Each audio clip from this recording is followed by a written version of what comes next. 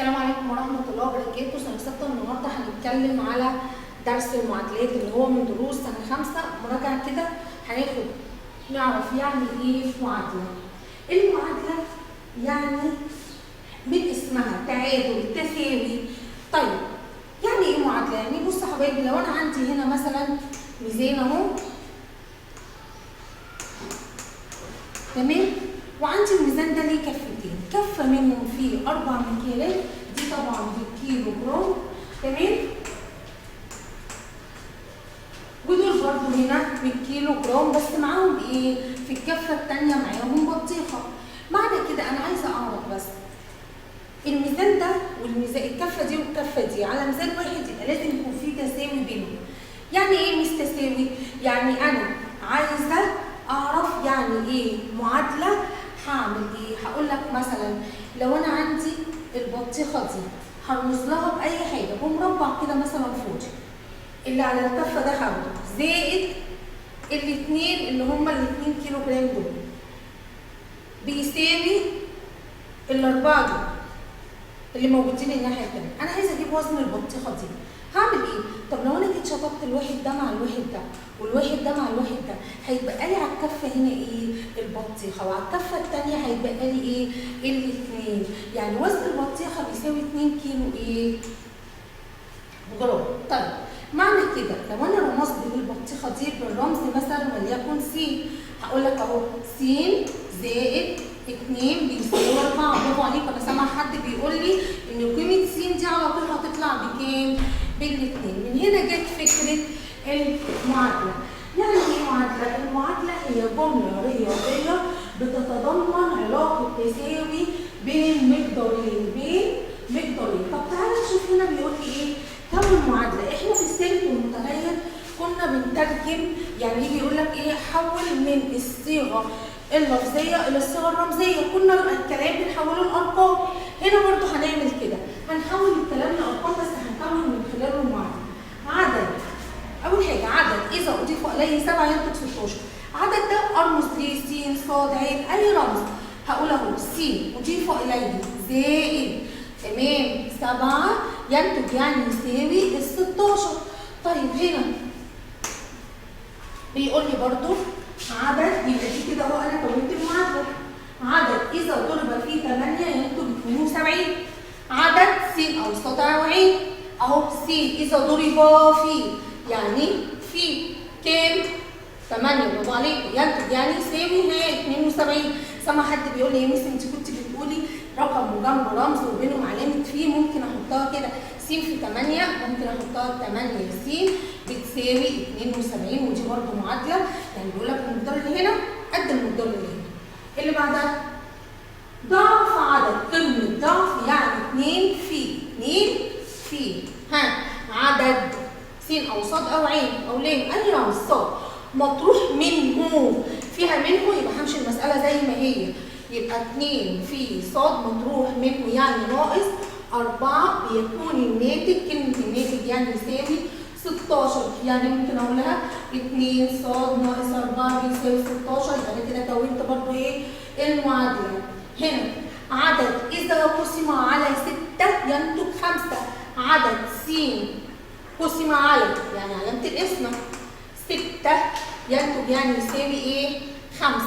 طيب ممكن اكتبها برضو في الصوره بتاعت شرطه الكسر، س على 6 بتساوي 5.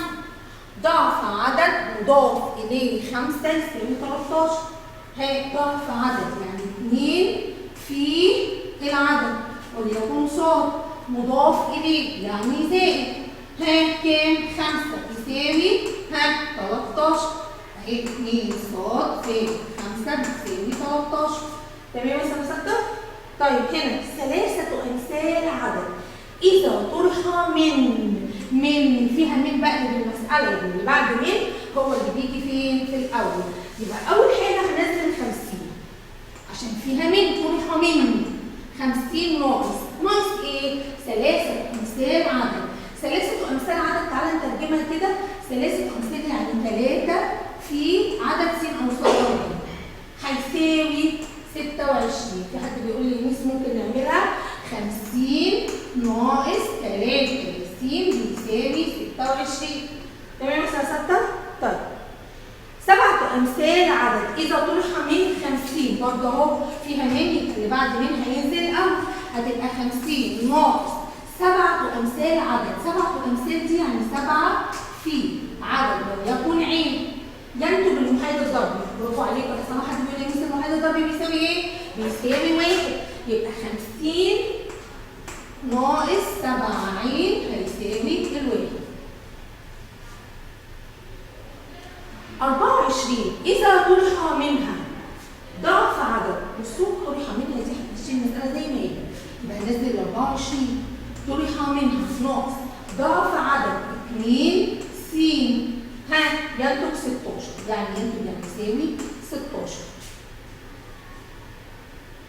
عدد يضرب في 2 ويضاف إليه 6 وينتج 14.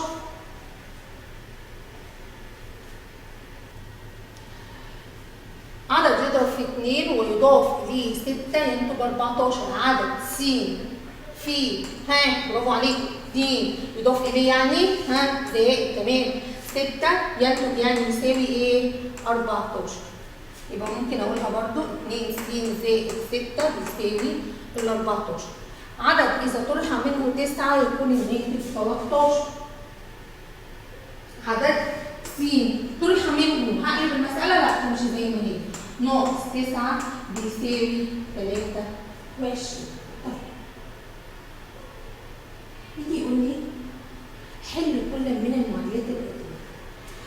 أول حاجة عشان أحل المعادلة أعطيني هنا رمز. الرمز ده أنا عايزة أجيب إيه يا سنة ستة؟ عايزة أجيب قيمته. بيقول لي س زائد 7 بتساوي 29. تعالى كده على جنب. فاكر موضوع البطيخه اللي قلناه في الاول؟ قلت لك مثلا البطيخه اهي او ايا كان المربع ده زائد 2 بيساوي ايه؟ 4. جيت انت قلت لي ايه؟ قلت لي الاثنين اللي كانوا هنا الواحد جرام والواحد كيلو جرام اللي كانوا هنا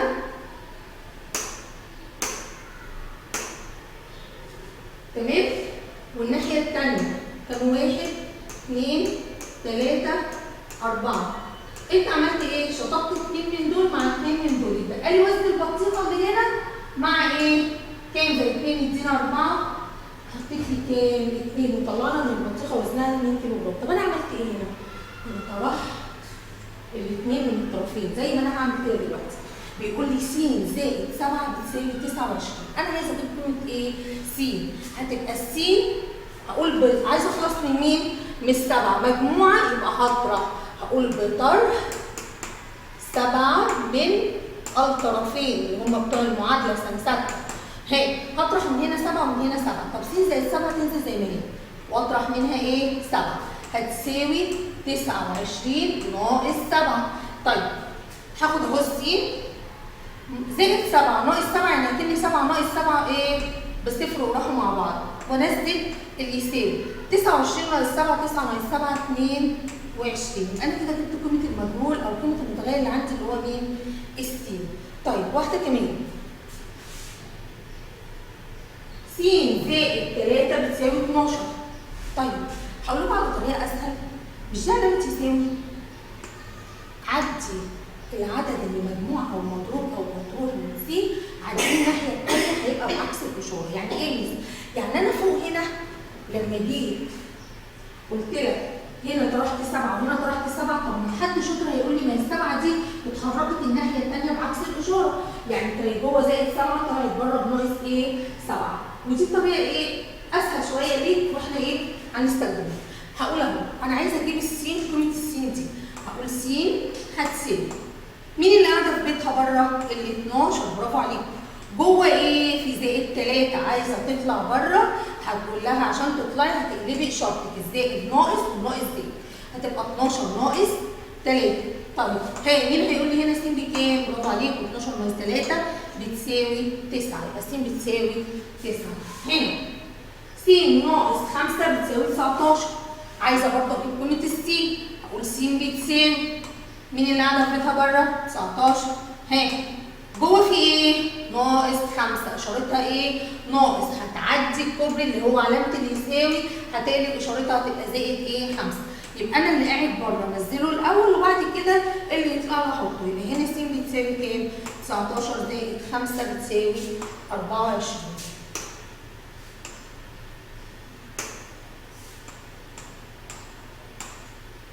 تمام يا سنة 6؟ طيب هنا س ناقص 7 بتساوي 25. يلا ها برافو عليكم. يبقى س بتساوي، سامع حد بيقول لي 25 زائد ايه؟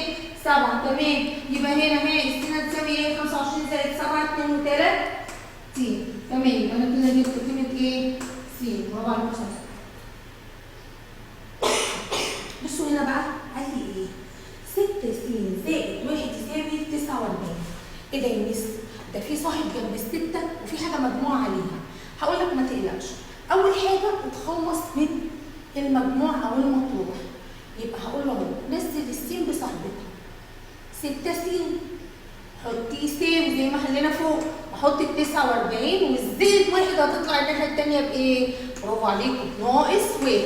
هتبقى 6 س بتساوي ايه؟ 48.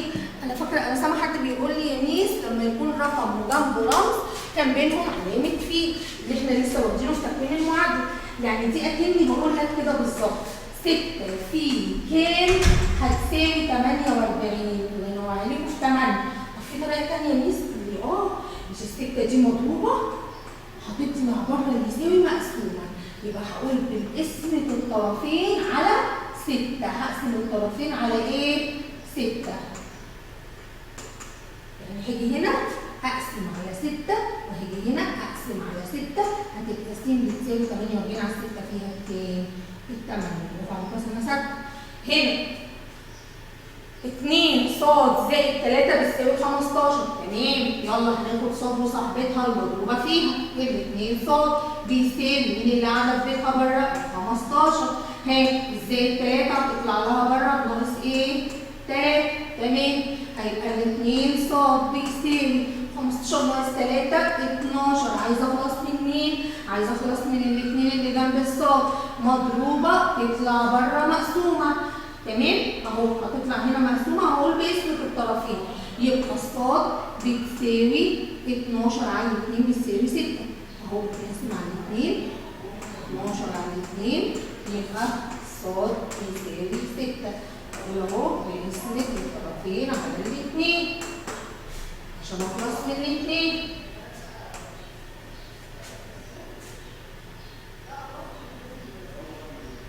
اللي بعدها 2 ص ناقص 15 بيساوي 7. هنزل 2 ص زي ما هي بيساوي ال7 قاعده في تنزل. الناقص دي هتطلع زائد 15. يبقى ال 2 ص هيساوي 15 زائد 7 22. هقول برضه باسم الطرفين على الاثنين. اسم على الاثنين للطرفين. هقسم هنا على الاثنين واقسم هنا على الاثنين. هتبقى الصاد بتساوي 22 على 2 بتساوي 11.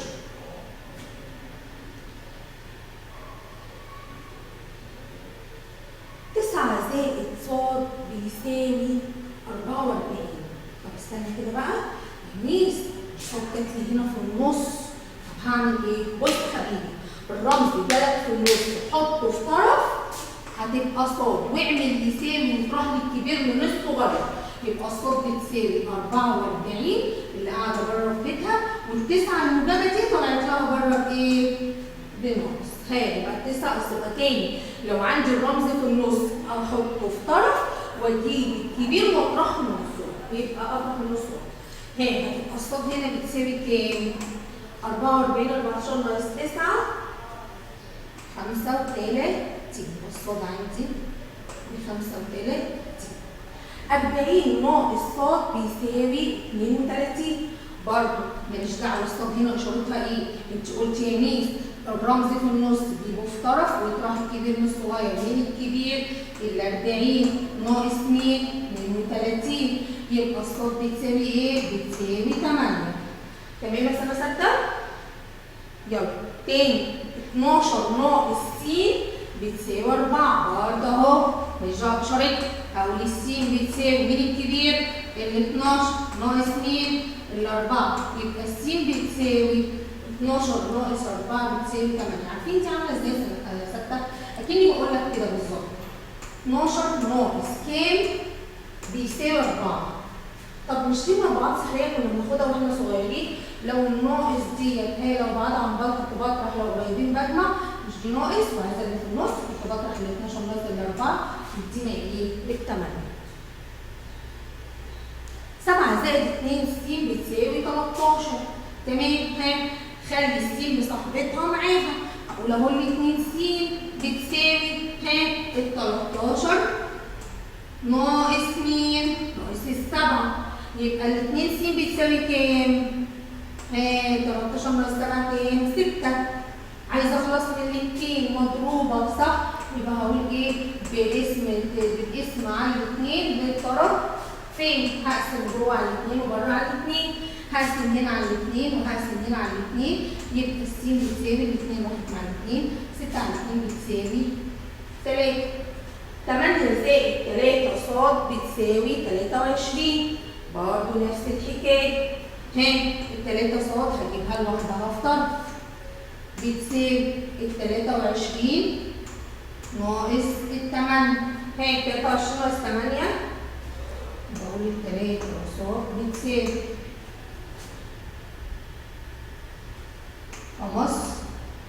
15. عايزه اخلص من مين؟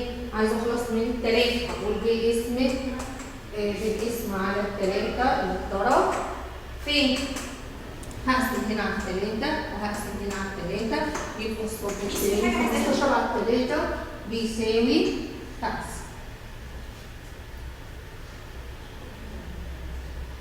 طيب تلت الصاد زائد 8 بيساوي 12. اخلص اول من 8. هنزل اهو التلت والصاد بتساوي ال 12 قاعده في بيتها، بس 2 طب 8 تطلع بره بسالب ايه؟ ناقص ايه؟ 8. طيب يبقى تلت الصاد هتساوي 12 ناقص 8 4. عايزه اخلص من التلت. التلت دي اكنها ايه؟ يعني تلت الصاد اكن الصاد دي مقامها ايه؟ 1 وكنا ايه؟ اكني بقول لك صاد على الثلاثه يعني مقسومه، يعني الثلاثه دي اكني بقول لك صاد على الثلاثه، فعشان اخلص منها المقسوم هيطلع مره هنا ايه؟ مضروب، يبقى الصاد بتساوي 4 في 3 هتساوي كام؟ 12. يبقى قيمه الصاد بتساوي 12. تاني نص س ناقص 6 بتساوي 10. هخلص من مين؟ ناقص 6. هقول اهو نص س بيساوي 10 زائد مين؟ 6. برافو عليك. هيبقى نص الس بتساوي 16. طيب نص الس بتساوي 16، الس دي مقسومه على الاثنين، يبقى الاثنين دي هتطلع بره ايه؟ مضروبه، الاثنين دي هتطلع بره هنا مضروبه. يبقى الس بتساوي 2 في 16 بتساوي 32. يبقى قيمه س عندي بتساوي 32. تمام بس انا ثابته؟ طيب بيقول لي هنا هنلعب لعبه كده حلوه مع بعض، اكتب قيمه س في كل من. انا بدور على قيمه س. بصوا كده معايا سنه ثابته. 22 زائد س بتساوي 9 زائد 22. ايه ده يا ميس؟ ده انا عندي حاجات متكرره. يا حبيبي يلا ها، مش دي اللي جوه بيساوي اللي بره، يبقى ده هيروح مع ده، هيتبقى لي من هنا جوه السين ويتبقى لي من هنا بره التسعه، يبقى السين هنا بتساوي ايه سنه ثابته؟ التسعه. طب تعالى نشوف اللي بعدها. 35 زائد س بيساوي 18 زائد 35. برافو عليك. سامع حد بيقول هنشيل 35 مع 35 ويتبقى لي س جوه بتساوي كام بره يا سنه ثابته؟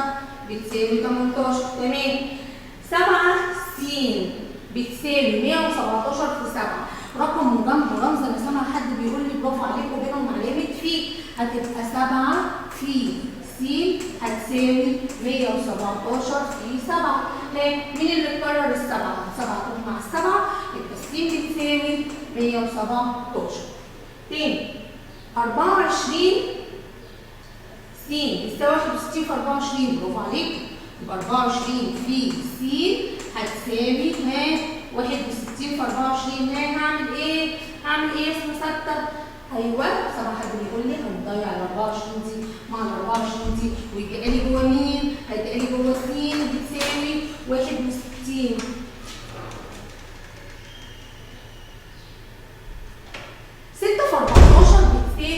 في س زائد 5. تمام. طيب على 6 واحنا على 6 اللي جوه مين؟ ال 14 وبره مين؟ س زائد 5. مش بتفكرك بالمعادله دي؟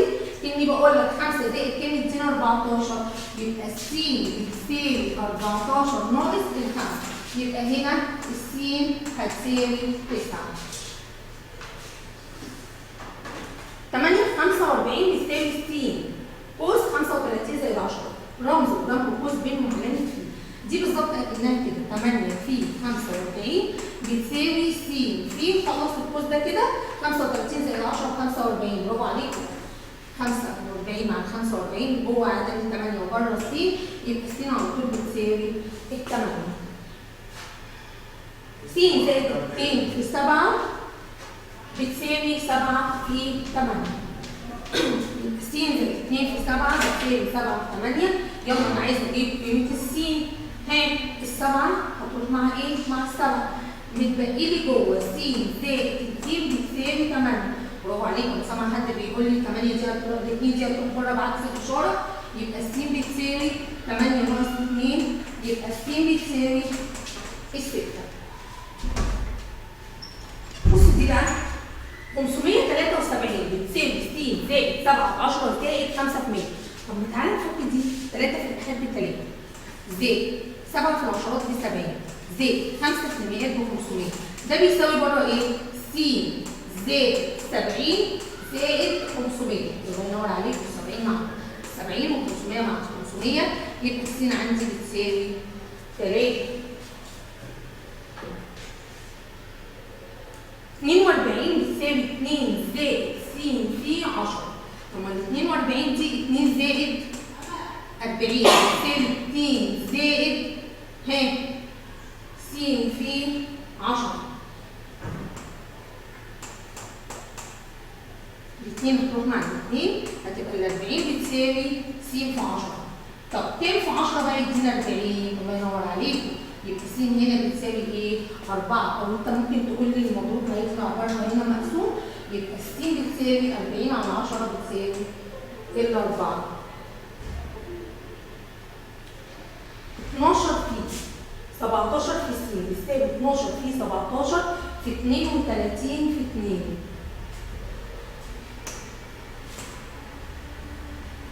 يبقى 12 في 17 في س اللي جوه كلها ضرب. تمام؟ هشوف ايه اللي اتكرر واشطب عليه. هشيل ال 12 مع ال 12 واشيل ال 17 مع ال 17 بقى لي جوه مين؟ س بتساوي بره عادي مين؟ 32 في 2. يبقى س بتساوي 32 في 2 ب 64.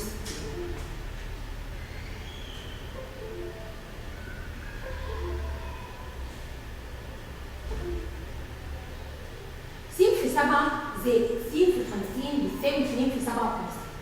بصوا كده دي متوزعه. هعمل ايه؟ هاخد السين لوحدها كده في طرف في وافتح قوس بقى لي هنا ايه؟ 7 زائد هنا ايه؟ 50 بتساوي 2 في 57. جمع لي القوس كده هتبقى س في 7 زائد 50 ب 57 بيساوي 2 في 57. دي مع دي يبقى س بتساوي ايه؟ 2.